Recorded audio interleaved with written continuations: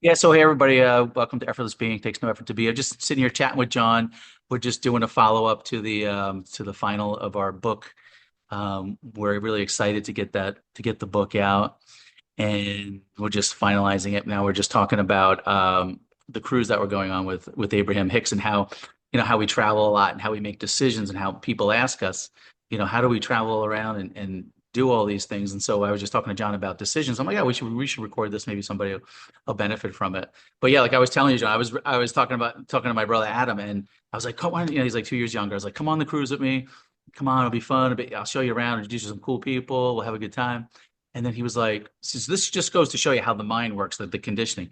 I don't know if I'll be able to get off work. I don't know who's going to watch the kids. I don't know if I have enough money. I got to pay my bills. Da, da, da. So we can see that the conditioning comes up.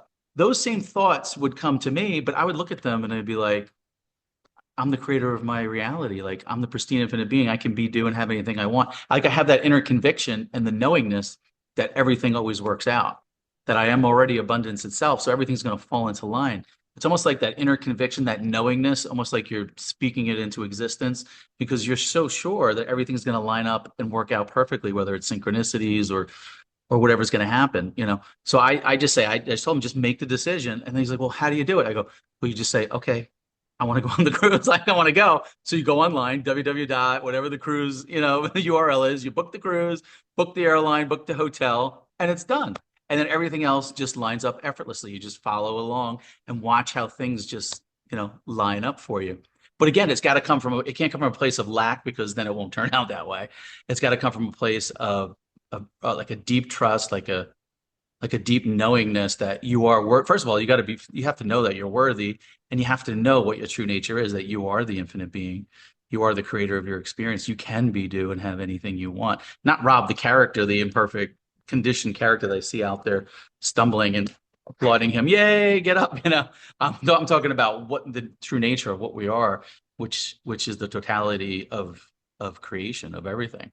So I'm speaking from that place because you can speak from the character or you can speak from the essence of what you truly are. And when you're speaking from the essence, you're speaking that into existence, and you really know that and feel that, not just so much the words, because it's a vibrational frequency universe that we're in. It's reading our vibrations and frequencies. You can't fool it. It's gonna mirror it back depending on what your inner conviction is and that feeling. You know what I'm talking about? Like that frequency, that resonance, and then it mirrors it back out and everything lines up. So it all starts with knowing what you truly are, feeling worthy, knowing your worth, and having that joy vibration, that I am a creator vibration, and then just watch how everything just falls into place and lines up. It's almost like the universe is like I say something, the universe is scrambling to make it happen. Yeah, the phrase know thyself is coming to mind in both the context of knowing thyself as the true self, knowing thyself as the character, knowing thyself in the relationship between the two, that Mhm. idea that you can't really fool anyone, especially yourself, especially not source Yep. or universe or whatever, the mirror.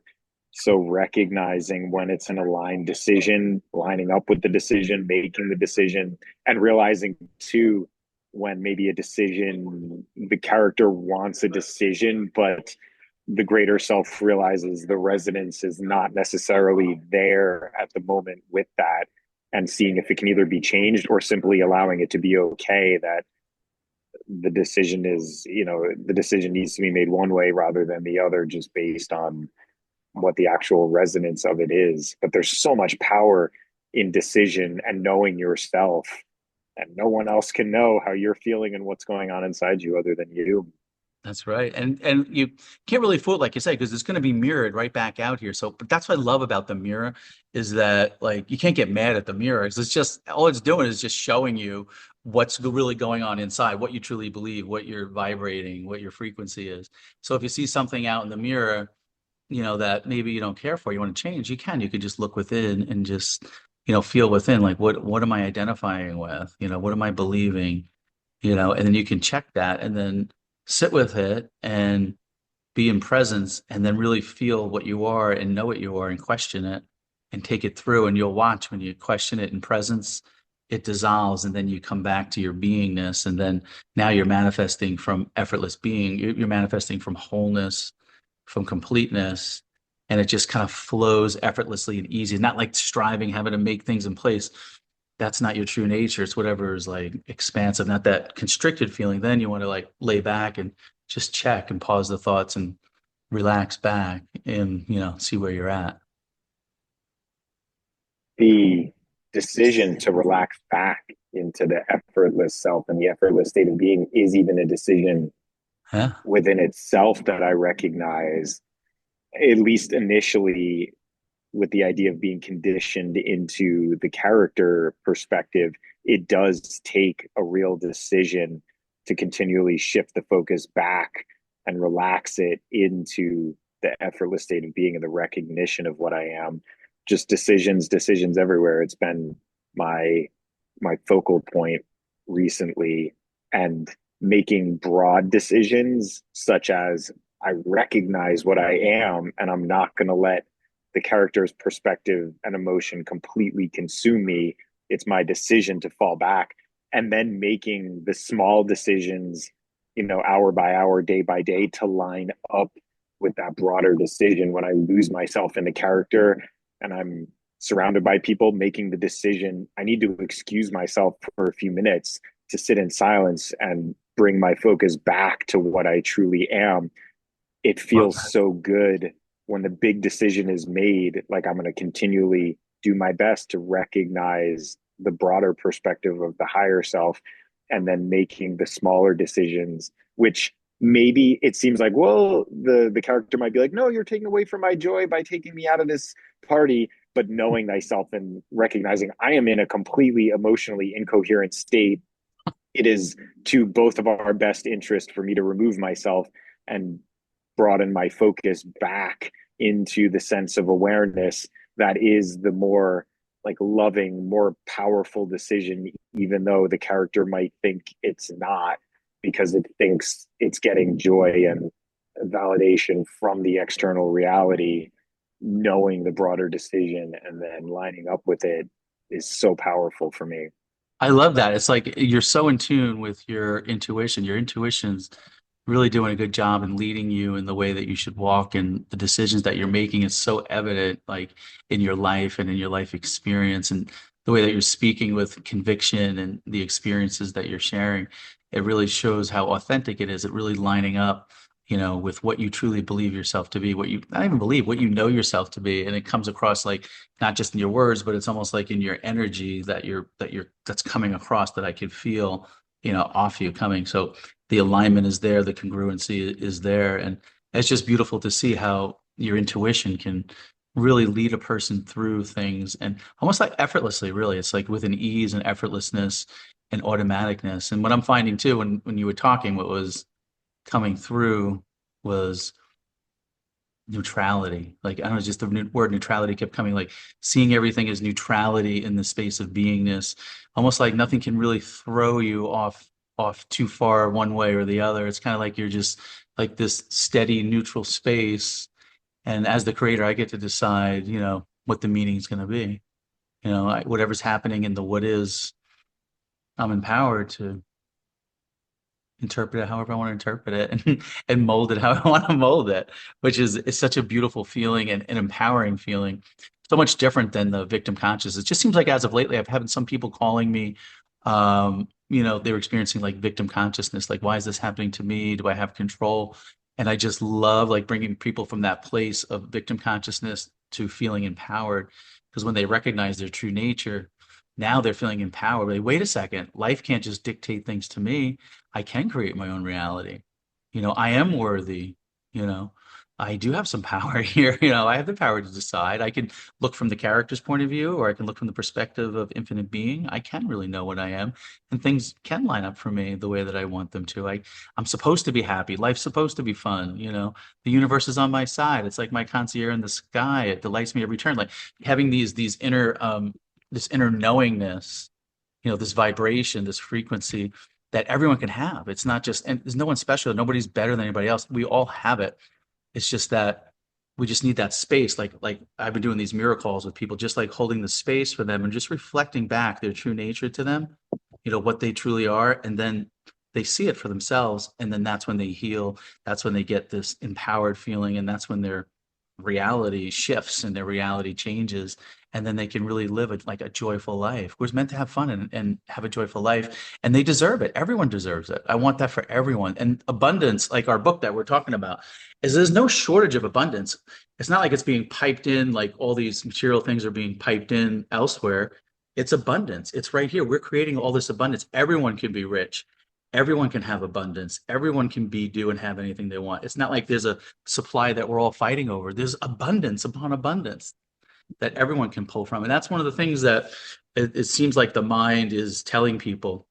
So I'm just helping people see through that illusion that there's plenty and that you are empowered and that, in fact, you're not separate from abundance. You are abundance itself. 100%. As you were speaking, I was getting a vision of people talking to their pets. And I've talked to pets before. I've observed people talking to their pets. And pets are generally such a beautiful blank mirror. They just exist in a state of effortless being. So if someone is directing perspectives at the pet is just bouncing the perspective right off themselves so the person can literally see themselves. And I see that benefit in pet relationships or maybe nature relationships when something has no strong perspective to give you, but instead just mirrors, like you beautifully do for so many people. It empowers everyone to see themselves, and in the recognition of self, realize what they're doing, and then intentionally make a decision to change or make the decision to recognize what they actually are when the mirror is completely clear. I got to tell you something. I got back from lunch. This guy who was on my website, and he happened to be in my hometown, and he's like, "Hey, can I buy you lunch?" I'm like, "Yeah, sure." So I go and I meet him out at this Chinese restaurant. So I sit down with him, and he's like, "Rob, I've been watching your channel, looking at the interviews. There's something there with your energy. You seem happy no matter what's going on. The people you're talking to seem joyful, and like what is it that you have?" He goes, "I got to tell you, I've done it all, Rob. I built the businesses. I've made millions of dollars. I got houses all over the world. I can have anything I want. I got like 7 cars, Maseratis, Ferraris. I've done it all materially." But he goes, "Something's still missing. What am I missing, Rob? What am I missing? I thought I did life the way that I was told. I went to school, I invested my money. I did real estate. He made a lot of money like in real estate and stuff like that, and like doing investing and things like that. And he's like made like all this money, but he still feels like something's lacking. So he's coming, something is vibrating or some kind of energy or transmissions happening, that he's seeing like what on these interviews with the YouTube channel, and he wants to know like what this is. So I had the chance to talk to him and kind of mirror him a little bit, and I could see like him breaking through like the illusions of happiness is out there, and it's more eternal, and recognizing what you truly are as the infinite being, and seeing through the illusion of being this limited separate self. It's almost like even when he was like manifesting all this money and stuff, he was almost doing it from lack. So he was always like, he said he was always so worried about losing it. Like he spends like a lot of his time, like even he was there, he's looking at his phone, like, I don't know if this stock's going to drop, or my real estate thing, if they're managing the prop. Like he had all this extra stuff because he had all these material things that he was worried about externally, that he had. And so he thought the happiness was going to come there, but he goes, "Rob, I wish everybody could be as rich as I am and see this for themselves." He goes, "I know people listening might be like, oh, well, yeah, of course you would. We'd love to have that problem to learn it for ourselves."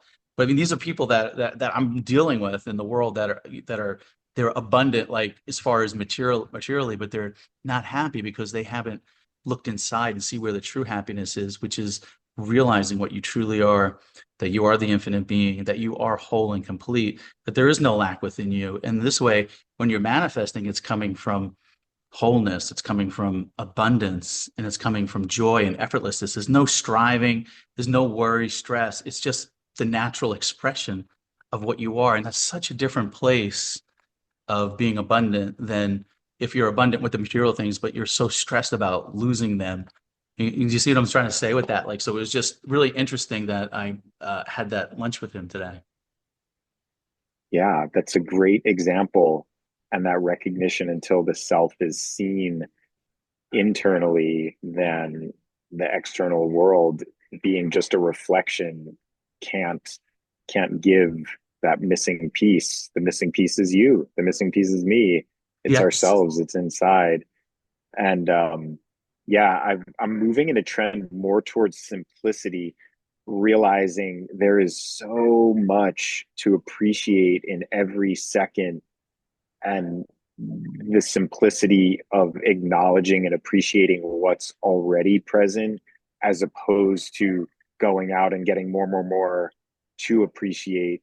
It builds so much power and so much resonance within the self in that clarity, and really allows for separation from external objects and circumstances being the bringer of joy, to making the decision as a core decision. I can cultivate joy within myself in any moment, regardless of anything, and Yes. then actually making the small decisions to support to that. I see my character frantically running towards something to bring it something lacking, and decide in the moment that may like seem like it's relief, but it's not. We're going to sit down right here, and we're going to intentionally shift off these thoughts and cultivate thoughts that support the larger decision, that there is always joy available to appreciate in any moment. And my character and my greater self are experimenting together through all these different new perspectives, um, in seeing the reflection we're going to get. Yesterday, I had a beautiful gift. Rupert Spira, who's one of the teachers who I love to listen to, for my birthday, I was gifted doing a live Zoom call with him and a community. I Sweet. think there was, maybe 150 people on the call, but I got selected as one of the people to ask a question to him. And I love his answer because it's congruent with a lot of the other resident teachers of Abraham and Bashar and this and that. But my question for him was about the actual structure of reality itself and what's actually happening here, and kind of the idea of manifestation. And his answer was so beautiful because he continually comes back to the idea that what appears to be reality or the world is the activity of consciousness itself, and your perception of that activity that's going on is essentially everything. And he made a great analogy. You put on red colored glasses, you're seeing the activity of consciousness through the perspective of red colored glasses, a red colored glass mind. You put on blue colored glasses, you're seeing the activity of consciousness through the perspective of the blue colored mind. And it was a higher clarification for me that it really is all about the perspective that I'm choosing to perceive what's occurring around me. And that is what gives the emotional experience and the whole quality of my own experience back to me. And the idea, when you're in love with someone, you put on the rose colored glasses, and all That's of a true. sudden everyone's discounting you, right? Because they're like, oh, he's in Yeah, love. that's His true. opinions and perspectives, don't pay any attention to him. They're like not real. The beautiful conclusion is nothing's really real. The rose colored glasses are just as real as the gray colored glasses that are dimly, uh, you know, that are making everything drab. And it's up to me to make that decision of what color glasses I'm going to put on, and then get that experience back. But allowing reality to do its thing and realizing I can pick any glasses I want to perceive it through. That's such a beautiful analogy. It really is, because you can perceive it how you want depending on what glasses you put on. Like you have one person looking at suffer, they might be perceived suffering, and they're suffering. Oh, I hate this. I can't believe this is happening. And somebody else may look at it and be like, oh man, I'm so glad I lost that job, or I went through that illness. Then now I appreciate this more, or my life went in this other direction that turned out to be way better than if this didn't happen. So it's just like if you just have like a different perspective on it, you can totally change the nature of reality. It's so cool how that works. Big time. I think of a guy I met one time. I worked for a company. We were getting new dumpsters or a whole new like trash system. And this trash area smelled, right. It had an awful smell.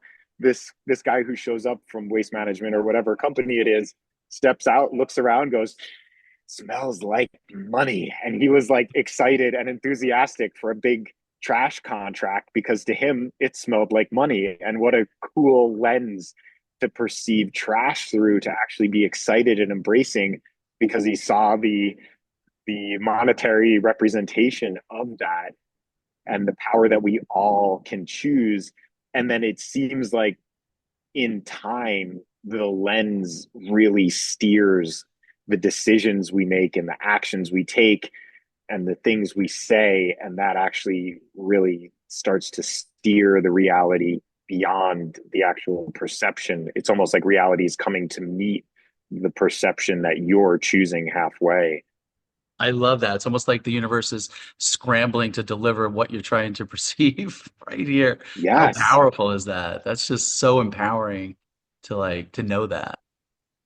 beautifully said. And even in that idea, sometimes I'll make decisions being like, this is going to come to be because this is my decision. And then it doesn't come to be, making the ultimate decision that, well, reality must know what I need even better than I do. I Yes. think I want this, but it must not be in my best interest. Otherwise, it would have been here. And making the final decision. Reality is my best friend. It knows me better than I do. And if it's not delivering something that I decided was in my best interest, it can't possibly be in my best interest. And whatever's happening now, even if it seems non-preferential and bad, it's gotta benefit me somehow because reality is my best friend. That's the final decision, the final glasses. That's where the trust comes in, like trusting that life takes care of life and that things don't have to be on your terms. You as the character, if you look at it from the character, thinking, oh, it has to be this way, and then reality delivers something different, that's when suffering happens for people. But if they could just see that reality is your friend, life knows better, and to be in alignment and really to fight what is like insanity because it already is. The best thing you can do is get in alignment with it and perceive it as a place of joy and peace, of heaven on earth, because that's really what's here right now. It's heaven on earth. You can really have that perception and have that have that life reality. It's almost like I just did an interview last night with someone and we were talking and she was saying, you know, Rob, like since my awakening and realizing what I truly am, she goes, just the ordinary things are extraordinary, like just drinking her tea. Like it's how fascinating how the body takes it and drinks it. She's like, it was like the most astonishing thing. Whereas prior to awakening, it was like, what's the next thing? You don't, you're missing everything. That's like everything is right here. We're missing it because the mind is taking us, oh, what's next or what's something better? But it's all right here. It's paradise on earth. Heaven on earth can be right here. There is a perception out there, a realization out there that exists that there's people on this earth walking around experiencing life like that. Yes, Rob. Goosebumps right there. It's anything, any voice or thought that's saying the joy exists outside this moment is the confused separate self. It's Yes. fine to be a confused separate self. It gives itself away. Yeah, it All of does. the joy would have to be here and now.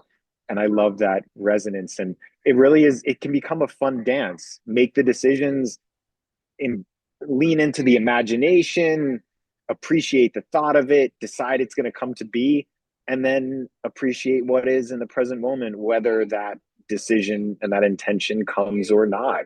It's Yeah. all for the joy, the joyful thought in the present moment about what could be is just as joyful as the glass of water, as the friend to talk to. It's all right here available for us to enjoy. Yeah, even the thought, there's juice right in the thought itself is the juice. That's the fun. That's the first manifestation is the thought, the feeling. That's all a manifestation right there. We can enjoy that. And it's funny, and then it just mirrors back all the rest of the things that you want to smell it, taste it, touch it. That comes too. But it's the whole thing. It's the whole journey of it. Again, you're always going to want something more. It's always going to be something more. Enjoy now because it's all going to happen right here in the now. Be like paradise on earth, heaven on earth, right here right now. When you look around, like everything's here, everything's whole, it's complete. The joy is right here. You don't need to go anywhere else. And it's always just right here. The mind is trying to tell you it's not, or you need something else. Just see those thoughts as not true. That everything is right here for you.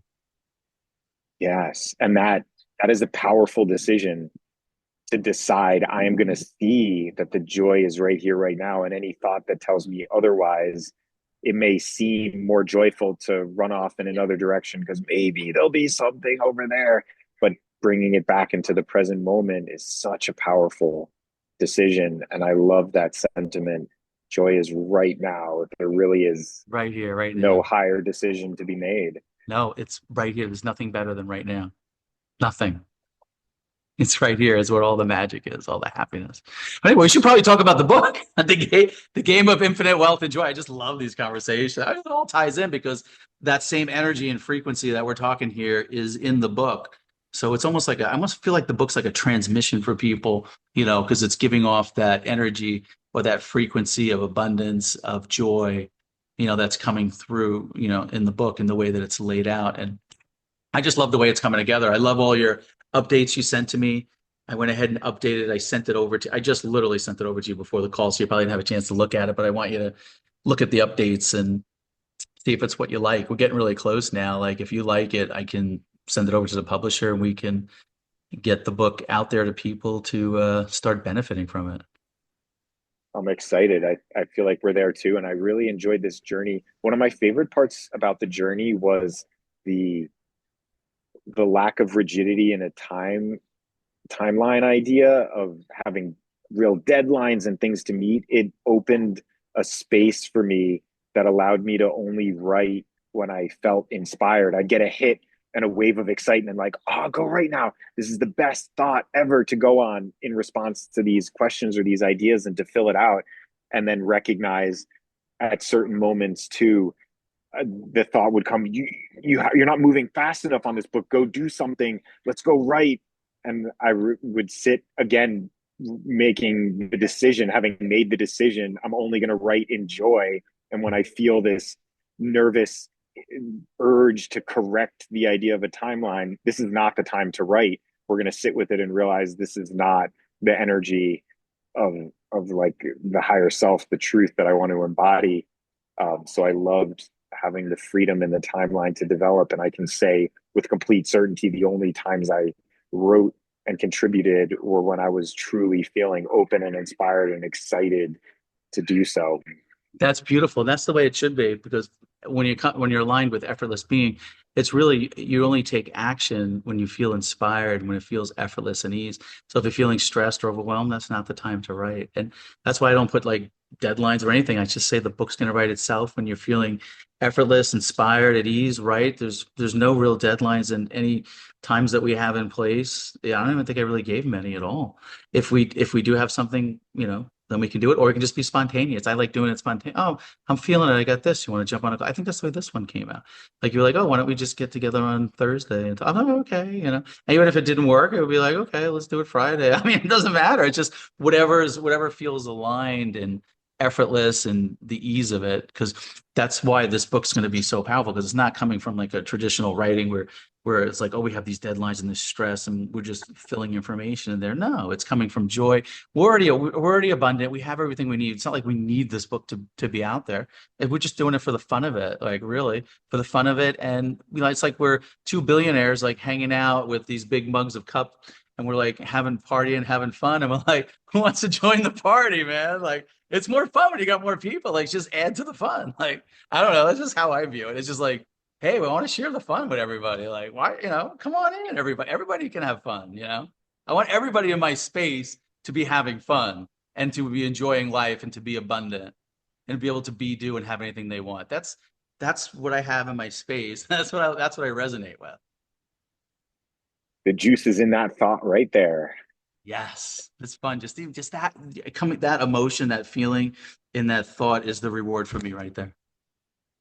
It's such a, it's, you can't put a price on that. Like it's just invaluable. So that's where we're at, man. I'm excited. So yeah, excited about the book. I got the new website. I don't know if you had a chance to www.effortlessbeing.net. That all came about effortlessly too. So the guy who, It is clean and yeah, crisp and concise. It beautifully designed website. yeah, it's Reed did a good. Do you remember Reed Thompson? He was the one. I think he was Abraham, he was on the cruise. I had him do the website for me. He did like a phenomenal job with it. Oh wow. Yeah, yeah, he What a did. skill he has. Yeah, he used to be in the corporate world and in marketing and stuff like that. And then he just branched off on his own.